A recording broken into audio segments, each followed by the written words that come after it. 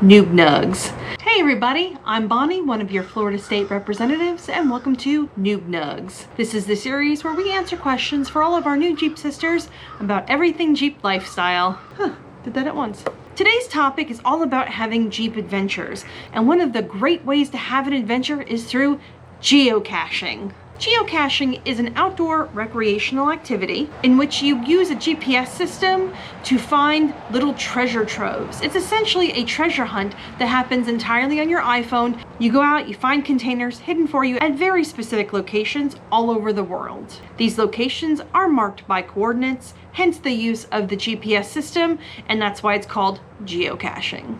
From Wikipedia directly, it appears that geocaching became a thing in May of 2000. The first documented placement of a GPS-tracked geocache took place on May 3rd, 2000 by David Ulmer of Beaver Creek, Oregon. And I swear I'm just getting this from Wikipedia. The location of the geocache was posted to a user group with very specific latitude and longitude. Within 3 days, the cache had been found twice. Geocaching was born. Fun fact, the original geocache and most of its contents have actually been destroyed. They were destroyed by a lawnmower. To this day, the only thing that we know that still exists is the original can of beans. Like another can of beans.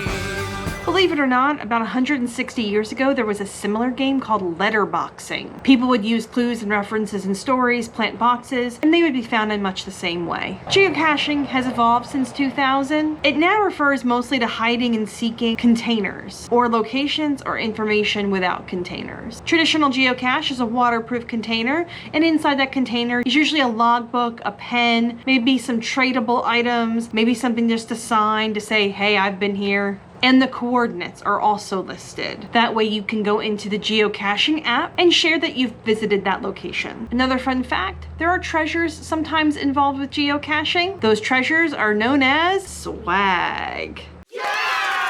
Typical items may be coins, small toys, ornamental buttons or pins, or maybe even a book. Now that's the original stash, but as the finder of the geocache, you can also add items to it, which makes it especially fun for the people who are leaving behind items and finding items. There's even a thing called hitchhiking, which means you move one piece of that geocache to another geocache. It's kind of crazy how these things just move around like that. Traditionally, geocaching has been entirely open source, and that means that anybody can access it from any computer, any system, across the board, whether you're Windows, Mac, whatever. Nowadays, we all have smartphones, and believe it or not, there's an app for that. The app is available on your Apple App Store. It's also available on Google Play for all of our Android users. For more information about geocaching, all you have to do is Google it. There's actually a website, www.geocaching.com. Now you may be wondering, why are we even talking about this? Is it really related to Jeeps? And honestly, it really is. A lot of having our Jeeps is about being out there in nature. There's always a car coming by. And that's what geocaching is all about. It's about getting outside, it's about seeing things in your neighborhood, getting to know your communities, and quite frankly, going on pretty awesome treasure hunts. And like, who doesn't want to go on a treasure hunt?